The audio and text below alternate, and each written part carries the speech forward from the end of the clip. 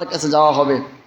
আখির জামানার পয়গম্বর আপনার আমার নবী মুহাম্মদ রাসূলুল্লাহ সাল্লাল্লাহু আলাইহি ওয়াসাল্লাম 3 জায়গায় থাকবেন। 3 জায়গায়, ফুলসিরাতের কিনারে, জাহান্নামের কিনারে আর হাউজে কাউসারের কিনারে। এই 3টা জায়গায় রাসূল সাল্লাল্লাহু আলাইহি ওয়াসাল্লাম ছোটাছুটি করবেন। অতঃপর আল্লাহ নবী যে মাকামে মাহমুদে সিজদায় পড়ে থাকবেন, আল্লাহ তাআলা বলবেন, হাবিব, সমস্ত নবীরা ইয়া নাফসি করতেছে, তাদের নিজের চিন্তা নিজেরা করতেছে। আপনি আজকে শুধুমাত্র আপনি আপনার চিন্তা না করে আপনি উম্মতের চিন্তা করতেছেন। এই উম্মতেরা আপনাকে শুধুমাত্র ধর্মীয় নেতা মেনেছিল, শুধুমাত্র আপনাকে ধর্মীয় নেতা মেনেছিল, রাজনীতি ক্ষেত্রে মানে নাই, পরিবারে মানে নাই, অর্থনীতিতে মানে নাই, আন্তর্জাতিক ক্ষেত্রে মানে নাই। যখন এই মানুষগুলা হাউজে কাউসারের কিনারায় ঘোরাঘুরি করবে, আল্লাহ রাব্বুল আলামিন নবী যখন হাউজে কাউসারে পানি পান করাইতে যাবে, আল্লাহ তাআলা বলবে, রাসূল থামেন। আপনাকে এই মানুষগুলো, আপনি যাদেরকে হাউজে কাউসারে পানি পান করাতে চাচ্ছেন, এই মানুষগুলো আপনাকে শুধুমাত্র ধর্মীয় নেতা মেরেছিল মসজিদের মধ্যে, বিয়ে শাদিতে, কবরের ক্ষেত্রে, নামাজের মধ্যে আপনাকে শুধু ধর্মীয় নেতা মেনেছিল। কিন্তু আমি তো আপনাকে শুধু ধর্মীয় নেতা মানতে বলি নাই, প্রত্যেকটা জায়গায় প্রত্যেকটা ক্ষেত্রে আপনাকে যদি আদর্শবান নেতা হিসেবে মানত, তাহলে আপনি তাদের পক্ষে সুপারিশ করতেন এবং তাদের জন্য আজকে হাউজে কাউসারে পানি পান করাইতেন। তারা আজকে আপনার সুপারিশ পেয়ে, তারা আজকে আপনার হাতের পানি পান করে জান্নাতে অধিবাসী হয়ে যেত।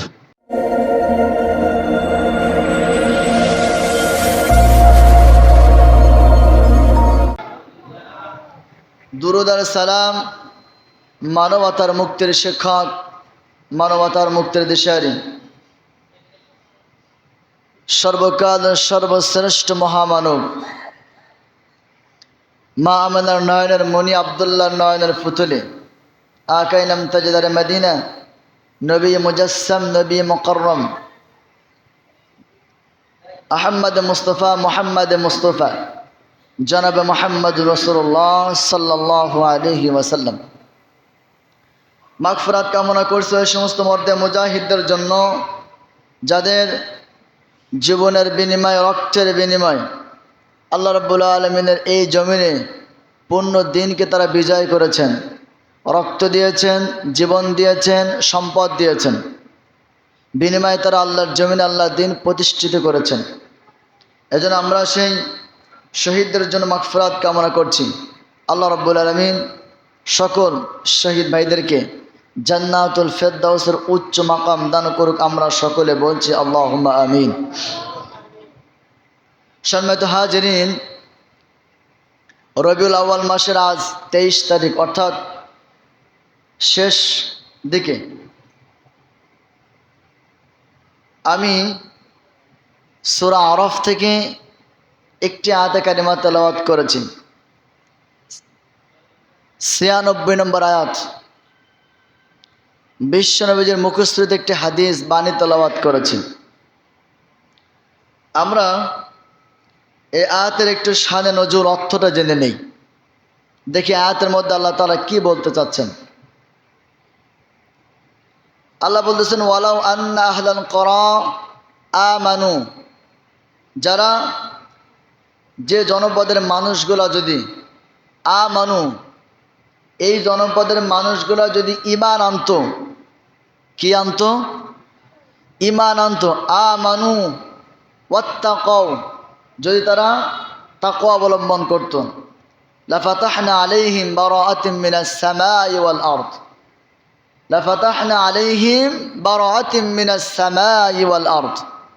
আসমান এবং জমিনের যতগুলো নিয়ামতের দরজা আছে, আসমান এবং জমিনে যতগুলো বরকতের দরজা আছে, আমি আল্লাহ তাআলা সব বরকতি দরজাগুলো উন্মুক্ত করে দিতাম। বলেন সুবহানাল্লাহ। আবারও বলছে, আয়াতের অর্থটা অনেক কঠিন একটা আয়াত। আল্লাহ বলছেন, এই জনপদের মানুষ যদি ঈমান আনতো, ঈমানের দাবি অনুযায়ী তাকওয়া অবলম্বন করত, আসমান এবং জমিনের মধ্যে একটা দুইটা রহমতের দরজা না, আসমান এবং জমিনের মধ্যে যতগুলো অসংখ্য দরজা, নিয়ামতের দরজা, বরকতের দরজা আছে, আমি আল্লাহ রাব্বুল আলামিন এই জনপদের মানুষদের জন্য সমস্ত আসমান এবং জমিনের যত বরকতি দরজা আছে, আমি আল্লাহ রাব্বুল আলামিন সব দরজা তাদের জন্য উন্মুক্ত করে দিতাম। সুবহানাল্লাহ। দুইটা কারণে। কয়টা কারণে? একটা হলো ঈমান আনতে হবে এবং ঈমানের দাবি অনুযায়ী তাকওয়া অবলম্বন করতে হবে। তাহলে আল্লাহ পাক আমাদেরকে সমস্ত নিয়ামতের দরজা খুলে দিবেন। আল্লাহ বলেন না যে কিছু দরজা আমি তোমাদের জন্য খুলে দিলাম আর কিছু দরজা বন্ধ করে দিলাম, তা বলেন নাই। আল্লাহ বলতেছেন যদি তারা ঈমান আনে, ওয়ালাউ আন্না আহলাল করা, এই কওমের অধিবাসীরা, এই জনপদের মানুষগুলা, ওয়ালাউ আন্না আহলাল করা আমানু ওয়াত্তাকাউ লাফাতাহনা আলাইহিম, যদি জনপদের মানুষগুলো ঈমান আনে, তাকওয়া অবলম্বন করে, আমি আল্লাহ রাব্বুল আলামিন বারাআতিম মিনাস সামাই ওয়াল আরদি, আসমান এবং জমিনের সব নিয়ামতের দরজা, বরকতের দরজা আমি আল্লাহ তাদের জন্য উন্মুক্ত করে দিলাম। সুবহানাল্লাহ।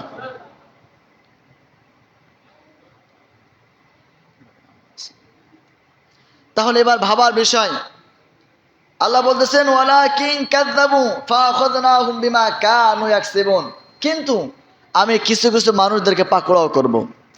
আমি কিছু কিছু মানুষদেরকে পাকড়াও করব, ধরাশায়ী করব, যারা যারা অস্বীকার করেছে এবং তাদের কৃতকর্মের কারণে, তাদের অপরাধের কারণে, তাদের পাপের কারণে আমি আল্লাহ তাদেরকে পাকড়াও করে রেখেছি বা পাকড়াও করে ফেলেছি, করব। তাহলে এই আয়াত দ্বারা বোঝা যাচ্ছে আল্লাহ রাব্বুল আলামিন দুনিয়াতে রাসূল পাঠিয়েছেন, নবী পাঠিয়েছেন।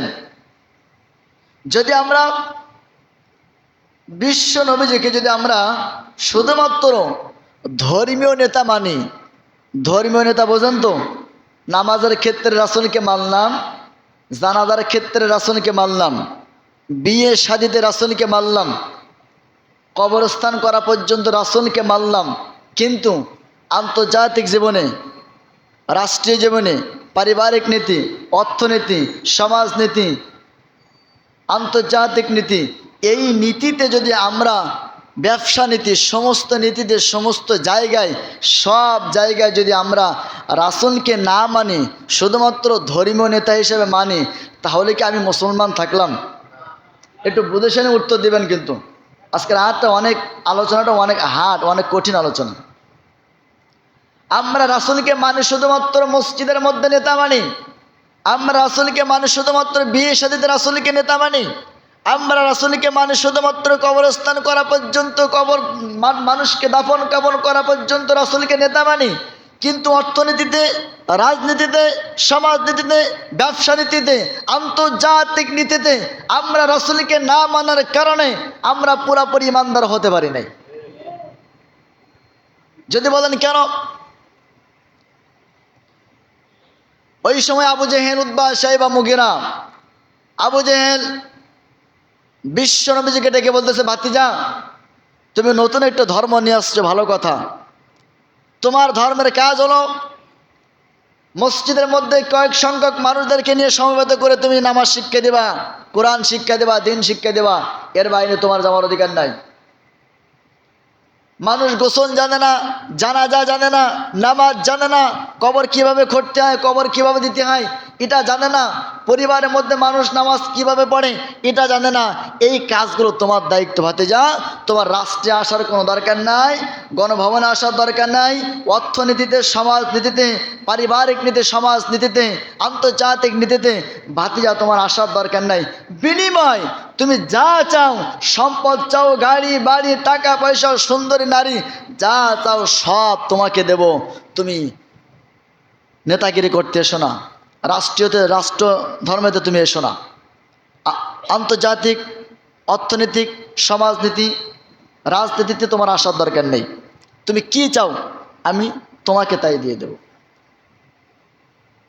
সম্মানিত ভাই আমার, রাসূল কারীম সাল্লাল্লাহু আলাইহি সাল্লাম বলেছিলেন, চাচা আপনি আরবের মক্কার সম্পদ সম্পত্তি, ধন দৌলত, টাকা পয়সা, সুন্দরী নারী আপনি আমাকে দিয়েও এই দ্বীনের কাছ থেকে আপনি আমাকে দূরে সরাইতে পারবেন না। এমনকি যদি আপনি আকাশের চাঁদ আপনি আমার হাতে এনে দেন, তারপরেও আল্লাহ রাব্বুল আলামিন আমার যে দিন সহকারে দুনিয়াতে পাঠিয়েছেন, ইসলামী জীবনযাপন করার জন্য, ইসলামকে আল্লাহর জমিনে পুনর্জীবিত করার জন্য যে সংগ্রাম করতে বলেছেন, যে সংগঠন করতে বলেছেন, ওই সংগ্রাম সংগঠন প্রচেষ্টা বিন্দু পরিমাণ আমি পিছপা হব না। এটা ছিল রাসূলদের মিশন। তাহলে আমরা শুধু মুসলমান দাবি করি, আমরা বিশ্ব নবীজিকে আমরা নেতা বলে মানি, রাজনীতিতে নেতা বলে মানি না। বাংলাদেশ জামাত ইসলামের লক্ষ্য উদ্দেশ্য হলো নবী রাসূল যেভাবে দাওয়াত দিয়ে এসেছেন সেই দাওয়াত অনুযায়ী আল্লাহর জমিনে আল্লাহর দ্বীন কায়েম করা হলো তাদের একমাত্র লক্ষ্য উদ্দেশ্য। বিগত 15 বছর 7 মাস সবচাইতে জুলুম অত্যাচার নির্যাতনের মুখে শিকার হয়েছে কারা, এটা আপনারা ভালো করে জানেন। শহীদ মরহুম আল্লামা দেলোয়ার হোসেন সাইদ রহমতুল্লাহ আলাইহি তার জীবনের শেষ হজ 2009 সাল। তিনি যখন হজ করতে গিয়েছিলেন 2009 সালে, তখন তার মেজো ছেলে শামীম সাইদি তার সাথে ছিলেন। তাকে প্রশ্ন করা হলো, আব্বা 2009 সালে আমরা হজ করতে এসেছি, অথচ আপনাকে নিয়ে বাংলাদেশের মতো জায়গায় বিভিন্ন টল হচ্ছে, সেই সময়ে আন্তর্জাতিক অপরাধ ট্রাইব্যুনাল গঠন হচ্ছিল, এখন আপনি কি বলতে চান, আপনি কি সিদ্ধান্ত নেবেন? শহীদ আল্লামা দেলোয়ার হোসেন সাইদ রহমতুল্লাহ আলাইহি বলেছিলেন, বাতিল যাদের দিকে বন্দুকের নল তাক করে, যে দলের উপরে বাতিল বন্দুকের নল তাক করে তাদের গুলি ফুরিয়ে যাবে, ফাঁসির দড়ি ফুরিয়ে যাবে, তারপরেও ইসলামী সংগঠন যারা করে, আল্লাহর জমিনে আল্লাহর দ্বীন সংগ্রাম করার জন্য যারা প্রচেষ্টা করে জীবন দেয়, শহীদ হয়, তাদেরকে বিন্দু পরিমাণে এই দিন থেকে সরানো যাবে না। এই উত্তর তিনি দিয়েছিলেন। ঠিক একই কায়দায় আবু জেহেল আমার নবীকে বলেছিলেন, ভাতিজা মক্কার মধ্যে তুমি সম্পদ চাও সম্পদ দেওয়া হবে, তুমি নারী চাও নারী দেওয়া হবে, তুমি বাড়ি চাও তোমাকে বাড়ি দেওয়া হবে, অনেক বড় পদ তোমাকে দেওয়া হবে, বিনিময় তুমি আর রাজনীতি করতে এসো না, এটা বলেছিলেন। এই জন্য আল্লাহ তাআলা বলেন, ওয়ালাউ আন্না আহলাল কুরআ আমানু ওয়াত্তাকাউ লাফাতাহনা আলাইহিম বারাআতিম মিনাস সামাই ওয়াল আরদ, যদি জনপদের মানুষগুলা আমার নবীর হুকুমাত, জনপদের মানুষগুলা যদি আমার নবীর দ্বীনকে তারা মানত, জনপদের মানুষগুলা যদি পয়গম্বর যারা ছিল তাদের আদেশ মানত, সত্যের কাছে মাথা নত করত, পয়গম্বরদের দ্বীনের দাওয়াত কবুল করত, বাতিলকে দুর্বৃত্ত করত, তাহলে আমি আল্লাহ রাব্বুল আলামিন আসমান এবং জমিনের সমস্ত বরকতের দরজা খুলে দিতাম। এমনি এমনি খুলে দেবে না। নামাজ পড়লেও তো মুসলমান হয় না। 1 থেকে 40 বছর পর্যন্ত আল্লাহ রাব্বুল আলামিন বিশ্ব নবীর উপরে নামাজ ফরজ করেন নাই, পর্দা ফরজ করেন নাই। যখন 40 বছর পরিপূর্ণ হয়ে গেছে তখন আল্লাহ রাব্বুল আলামিন তার উপরে আল্লাহ তাআলা ওহী নাযিল করেছেন। আর ওহীর বাণীটা ছিল প্রথম ইকরা বিসমি রাব্বিকাল্লাযী খলাক, খলাকাল ইনসানা মিন আলাক, ইকরা ওয়া রাব্বুকাল আকরাম আল্লাযী আল্লামা বিল কলাম। আল্লাহ বলেছেন, রাসূল আপনি আগে পড়েন, ইকরা পড়ো, বিসমি রাব্বিকাল্লাযী খলাক, তোমার প্রভুর নামে, তোমার প্রভু দুনিয়াতে যে কিতাবটা পাঠিয়েছেন, নবী রাসূল পয়গম্বর পাঠিয়েছেন, তাদেরকে যে দাওয়াত দিয়ে দুনিয়াতে পাঠিয়েছেন, ওই দাওয়াত অনুযায়ী তোমাদেরকে সংগঠন করতে হবে, দ্বীনের দাওয়াত দিতে হবে। আল্লাহ রাব্বুল আলামিন বলেন, বান্দার সাথে আমার কোনো আপোষ, বান্দার সাথে আমার কোনো বিরোধ নাই। যদি বান্দা ঈমান আনে, ঈমান অনুযায়ী তারা তাকওয়া অবলম্বন করে, আমি আল্লাহ রাব্বুল আলামিন তাদেরকে কি করব? তাদেরকে আপ্যায়ন করব এবং জান্নাতের অতিথি হিসেবে আমি তাদেরকে জান্নাতের মেহমান বানিয়ে দেব। সুবহানাল্লাহ। তাহলে এই আয়াত দ্বারা বোঝা যাচ্ছে যে রাসূলকে আমরা শুধুমাত্র কি ধর্মীয় নেতা মানবো না অন্য জায়গায় নেতা মানবো? একটু কথা বলেন, আমার কথা বোঝেন নাই মনে হয়?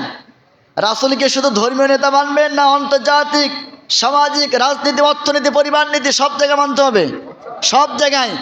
রাসূলকে শুধুমাত্র ধর্মীয় নেতা মেনেছিল আব্দুল্লাহ ইবনে উবাই রাসূলকে ধর্মীয় নেতা মানার কারণে তার বড় উপাধি হয়েছিল মুনাফিকদের সর্দার। রাসূলের পিছনে নামাজ পড়ত, যুদ্ধের নীতিগুলো যখন হইতো, আব্দুল্লাহ ইবনে উবাই শুধুমাত্র বিশ্বনবীজিকে মসজিদ নববীর মধ্যে নেতা মানত, ধর্মীয় নেতা মানত, কিন্তু তলে তলে আবু জেহেলকে তিনি রাজনীতি নেতা মানত। এজন্য আব্দুল্লাহ ইবনে উবাই মুনাফিকদের সর্দার হয়েছে। এখন যদি আপনি মনে করেন যে না, রাসূল শুধুমাত্র ধর্মীয় নেতা, রাসূলকে আমরা মসজিদের মধ্যে মানবো, বিয়ে শাদীতে মানবো, আমরা পরিবারে মানবো, আমরা কবরে মানবো, আমরা কোরআন তেলাওয়াতে মানবো, জিকির আজকারে মানবো, নামাজের মধ্যে মানবো, এটা ভুল ধারণা। এটা মেনেছিল আব্দুল্লাহ ইবনে উবাই, যার কারণে মুনাফিক হয়েছিল। এখন যদি আপনি আমি শুধুমাত্র কেবলমাত্র রাসূলকে শুধু ধর্মীয় নেতা মানি, তাহলে আপনি আমি মুনাফিক হয়ে যাব। কথা কি বুঝাইতে পারলাম আমি? তাহলে রাসূলকে মানতে হবে কোথায়? কোথায় মানতে হবে? রাসূলকে মানতে হবে অর্থনীতিতে, সমাজনীতিতে, পরিবার নীতিতে, আন্তর্জাতিক নীতিতে। যদি আপনি রাসূলকে আদর্শবান মানেন, তাহলে আর রাসূল সাল্লাল্লাহু আলাইহি ওয়াসাল্লাম যেভাবে রাজনীতি করতে বলেছেন সেইভাবে রাজনীতি করবেন। আল্লাহ নবীজি যেভাবে অর্থনীতি করতে বলেছেন সেইভাবে অর্থনীতি করবেন। আল্লাহ নবীজি যেভাবে ব্যবসা নীতি করতে বলেছেন সেইভাবে ব্যবসা নীতি করবেন। আল্লাহ নবীজি যেভাবে সংগঠন করতে বলেছেন সেইভাবে সংগঠন করবেন।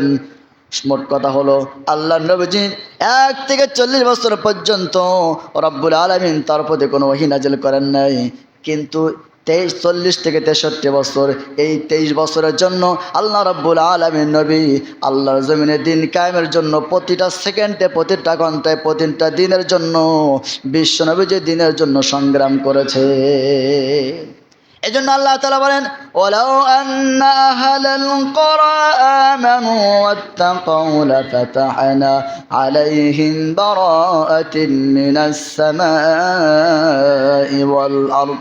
যদি তোমরা ঈমান আনো, ঈমানের দাবি অনুযায়ী তোমরা যদি তাকওয়া অবলম্বন করো, ঈমানের দাবি অনুযায়ী তোমরা যদি তাকওয়া অবলম্বন করো, ঈমান আনো, আমি আল্লাহ রাব্বুল আলামিন বারাআতিম মিনাস সামাই ওয়াল আরদ, আসমান এবং জমিনের মধ্যে যত নিয়ামতের দরজা আছে, যত বরকতের দরজা আছে, আল্লাহ রাব্বুল আলামিন সব দরজাগুলো উন্মুক্ত করে দিবে। এখন যদি আপনি ঈমান আনেন, ঈমানের দাবি অনুযায়ী যদি আপনি ভালো কাজ করেন, তাহলে আপনি ভালো কাজের প্রতিদান পাবেন। কিন্তু ঈমান আনেন নাই, ভালো কাজ করেছেন, আপনি কি কিছু পাবেন? কথা বলেন না কেন? আবু তালেব ঈমান এনেছিল? আবু তালেবের কি ঈমান ছিল? কথা কয় না। আবু তালেবের ঈমান ছিল? আবু তালেব বিশ্বনবীর কি হন?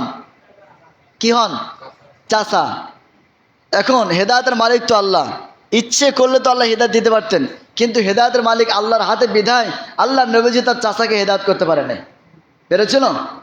তাহলে আবু তালেব ঈমান আনে নাই। এখন ঈমান না আনার কারণে যে ভালো কাজগুলো করছে আবু তালেব কি ভালো কাজ করে নাই? কতক্ষণ ভালো কাজ করে নাই? আবু তালেব ভালো কাজ করেছিল, কিন্তু ঈমান না থাকার কারণে ওই ভালো কাজকে আল্লাহর দরবারে উঠবে? কতক্ষণ না। কিন্তু আপনার ঈমান আছে, ঈমানের দাবি অনুযায়ী আমি ভালো কাজ করতেছি, তাহলে ঈমানের শর্ত অনুযায়ী, ঈমানের দাবি অনুযায়ী যখন আপনি আমি ভালো কাজ করব, আল্লাহ রাব্বুল আলামিন বলেন ওই ভালো কাজটাও আমার দরবারে কবুল হয়ে যাবে। আর তাকওয়া অবলম্বন যখন করবে, তখন আমি আসমান জমিনের সব নিয়ামতের দরজা তোমাদের জন্য উন্মুক্ত করে দেব। এখন যদি বলেন, হুজুর আমার ব্যক্তিগতভাবে আমি একটা রাজনীতি করি, আপনি করতেই পারেন, আপনার ব্যক্তি স্বাধীনতা। কিন্তু দেখেন, আপনার ব্যক্তি স্বাধীনতার সাথে, আপনার রাজনীতির সাথে বিশ্ব নবীজি যে রাজনীতি করেছেন ওই রাজনীতির সাথে আপনার রাজনীতি মিল আছে কিনা? বিশ্ব নবীজি যে অর্থনীতির সাথে, যেভাবে অর্থনীতির সাথে সম্পর্ক ছিল, ওই অর্থনীতির সাথে আপনার অর্থনীতির সাথে মিল আছে কিনা? বিশ্ব নবীজি যেভাবে ব্যবসা নীতি করেছেন ওই ব্যবসা নীতির সাথে আপনার ব্যবসা মিল আছে কিনা? আপনি জাস্টিফাই করবেন যে আমার ব্যবসা, আমার অর্থনীতি, আমার সমাজনীতি, আমার পরিবার নীতি, আমার আন্তর্জাতিক নীতি, আমার রাজনীতি, এইগুলা যদি আমার রাসূলের অনুসরণ অনুযায়ী হয়, রাসূলকে নেতা হিসেবে মানতে পারি, তাহলে আল্লাহ তাআলা নিয়ামতের দরজা খুলে দেবেন, বরকতের দরজা খুলে দেবেন। কিন্তু শুধু ভালো কাজ করবেন, ঈমান আনবেন, রাসূলকে ধর্মীয় নেতা মানবেন আর অন্য জায়গায় মানবেন না, আল্লাহ তাআলা আসমান এবং জমিনের সমস্ত নিয়ামতের দরজা খুলে দেবে না। যদি দিত তাহলে আব্দুল্লাহ ইবনে উবাইকে মুনাফিকের সার্টিফিকেট দিত না। কারণ আব্দুল্লাহ ইবনে উবাই এমন একজন মানুষ ছিলেন, তার মাথায় আমাদের চেয়ে লম্বা টুপি ছিল, লম্বা দাড়ি ছিল, লম্বা জুব্বা ছিল, লম্বা পাগড়ি ছিল, কিন্তু নামাজটা পড়তেন কোথায়? রাসূল কারীম সাল্লাল্লাহু আলাইহি ওয়াসাল্লাম যেখানে নামাজ পড়েন ওই সোজাসুজি রাসূলের পিছনের সোজাসুজি আব্দুল্লাহ ইবনে উবাই নামাজ পড়তেন। কোন মজলিসে যখন হইতো যে এখন এই সময়টা আল্লাহ নবীজি ইমানের বিষয়ে কথা বলবেন, তাকওয়ার বিষয়ে কথা বলবেন, হজের বিষয়ে কথা বলবেন, কুরবানির বিষয়ে কথা বলবেন, যাকাতের বিষয়ে কথা বলবেন, তাওহীদের বিষয়ে কথা বলবেন, কালিমার বিষয়ে কথা বলবেন। এই বিষয়ে যখন কথা বলার প্রয়োজন হইতো, আব্দুল্লাহ ইবনে উবাই ওই ওই মসজিদ নববীর মধ্যে থেকে দাঁড়িয়ে বলতেন, এখন বন্ধুগণ আমার, আল্লাহর নবীর সাহাবীরা তোমরা সবাই বসে যাও, মুসাল্লিরা সবাই বসে যাও। এই মুহূর্তে আল্লাহর রাসূল সাল্লাল্লাহু আলাইহি ওয়াসাল্লাম হজের ব্যাপারে কথা বলবেন, সমাজের ব্যাপারে কথা বলবেন, কুরবানির ব্যাপারে কথা বলবেন, তাকওয়ার ব্যাপারে কথা বলবেন, সবাই বসে যান এলান করতেন। তাহলে যে মানুষটা বিশ্বনবীর পেছনে নামাজ পড়তো, যে মানুষটা এলান করতেন তোমরা বসে যাও, এখন তাকওয়ার ব্যাপারে কথা হবে, ঈমানের ব্যাপারে কথা হবে, আকীদার ব্যাপারে কথা হবে, তাহলে ওই মানুষটা কেন মুনাফিকের খাতায় তার নামটা মুনাফিকের সভাপতি হয়ে গেল? মুনাফিকের সভাপতি কেন হলো? সে শুধুমাত্র বিশ্ব নবীজিকে আদর্শবান নেতা হিসেবে মানত, ধর্মীয় নেতা হিসেবে, কিন্তু রাজনীতিতে, অর্থনীতিতে, সমাজনীতিতে, ব্যবসা নীতিতে, পরিবার নীতিতে, আন্তর্জাতিক নীতিতে বিশ্ব নবীজিকে মানত না। এজন্য সে মুনাফিক হয়েছে। এখন যদি বলেন হুজুর আমি নামাজ পড়তেছি, কুরবানি দিচ্ছি, হজ করতেছি, যাকাত দিচ্ছি, আমি মসজিদে এই দায়িত্ব আছি, আমি কিন্তু রাসূলকে আদর্শবান নেতা হিসেবে মানি, ধর্মীয় নেতা হিসেবে মানি, কিন্তু আপনি যখন ধর্মীয় নেতা হিসেবে মানবেন তখন আপনার ওই সিদ্ধান্তটা ভুল। আপনার সিদ্ধান্তটা ভুল, 100 বার ভুল হবে। কারণ আপনি যখন অর্থনীতিতে রাসূলকে মানবেন, পরিবার নীতিতে রাসূলকে মানবেন, আন্তর্জাতিক নীতিতে রাসূলকে মানবেন, আর রাজনীতি ক্ষেত্রে রাসূলকে মানবেন, তখন আপনার ঈমান, তখন আপনার তাকওয়া পরিপূর্ণ হয়ে যাবে। তা না হলে আপনার ঈমান, তাকওয়া আল্লাহর দরবারে কবুল হবে না। আশা করি আমি বোঝাতে পারছি। আল্লাহ তাআলা আমাদের সকলকে এই আয়াতের উপরে আমরা বিশ্ব নবীজিকে, যে কিনা কিয়ামতের ময়দানের সমস্ত নবীরা পর্যন্ত ইয়া নাফসি করবে, আদম আলাইহিস সালামের কাছে উম্মতরা যাবে, আদম আলাইহিস সালাম বলবেন আমি সুপারিশ করতে পারবো না, কারণ আমি শয়তানের ওয়াসওয়াসায় পড়ে জান্নাতের মধ্যে একটা গন্ধ ফল খেয়েছিলাম, এই অপরাধ আল্লাহ তাআলা আমাকে কি আমার সাথে কি ব্যবহার করবে আমি ভালো জানি না, আল্লাহ ভালো জানেন। সুতরাং তোমরা চলে যাও নূহের কাছে। নূহ আলাইহিস সালামের কাছে যখন যাবে মানুষেরা, তখন নূহ আলাইহিস সালাম বলবেন আমি পারবো না, কারণ আমি আমার সন্তান, আমার স্ত্রীকে আমি হেদায়েত করতে পারি নাই, তাদের জন্য আল্লাহ পাক আমার সাথে কি ব্যবহার করবে এটা আমি ভালো জানি না, আল্লাহ ভালো জানেন। ঈসার কাছে যাবেন, ঈসা বলবে আমি তো পারবোই না, মূসা বলবে আমি তো পারবোই না। সর্বশেষ যার কাছে যাওয়া হবে আখির জামানার পয়গম্বর আপনার আমার নবী মুহাম্মদ রাসূলুল্লাহ সাল্লাল্লাহু আলাইহি ওয়াসাল্লাম। 3 জায়গায় থাকবেন, 3 জায়গায়, ফুলসিরাতের কিনারে, জাহান্নামের কিনারে, আর হাউজে কাউসারের কিনারে। এই 3টা জায়গায় রাসূল সাল্লাল্লাহু আলাইহি ওয়াসাল্লাম ছোটাছুটি করবেন।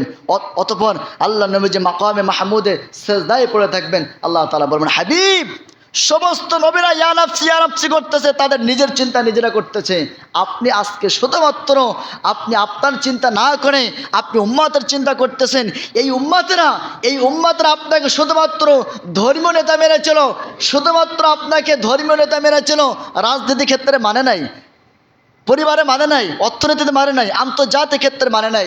যখন এই মানুষগুলা হাউজে কাউসারের কিনারায় ঘোরাঘুরি করবে, আল্লাহ রাব্বুল আলামিন নবী যখন হাউজে কাউসারে পানি পান করাইতে যাবে, আল্লাহ তাআলা বলবে রাসূল থামেন, আপনাকে এই মানুষগুলো, আপনি যাদেরকে হাউজে কাউসারে পানি পান করাতে চাচ্ছেন, এই মানুষগুলো আপনাকে শুধুমাত্র ধর্মীয় নেতা মেরেছিল, মসজিদের মধ্যে, বিয়ে শাদীতে, কবরের ক্ষেত্রে, নামাজের মধ্যে আপনাকে শুধু ধর্মীয় নেতা মেনেছিল। কিন্তু আমি তো আপনাকে শুধু ধর্মীয় নেতা মানতে বলি নাই, প্রত্যেকটা জায়গায়, প্রত্যেকটা ক্ষেত্রে আপনাকে যদি আদর্শবান নেতা হিসেবে মানত, তাহলে আপনি তাদের পক্ষে সুপারিশ করতেন এবং তাদের জন্য আজকে হাউজে কাউসারে পানি পান করাইতেন। তারা আজকে আপনার সুপারিশ পেয়ে, তারা আজকে আপনার হাতের পানি পান করে জান্নাতে অধিবাসী হয়ে যেত। কিন্তু দুঃখজনক হলেও সত্য, আমরা রাসূলকে শুধু ধর্মীয় নেতার মধ্যে সীমাবদ্ধতা করেছি, আন্তর্জাতিক নীতি, অর্থনীতি, সমাজনীতি, রাজনীতিতে আমরা নেতা মানতে পারছি না। আসুন সকল ভেদাভেদ বলে যাই, কিয়ামতের ময়দানে আপনার হিসাব আপনাকে দিতে হবে, আমার হিসাব আমাকে দিতে হবে। আপনার ঈমান আপনার কাছে দায়িত্ব, আপনার ঈমান আপনার কাছে মজবুত, আমার ঈমান আমার কাছে মজবুত, আমার তাকওয়া আমার কাছে মজবুত, আপনার তাকওয়া আপনার কাছে মজবুত। এখন আপনার বিষয় হলো, আল্লাহ পাক স্বাধীনতা দিয়েছেন।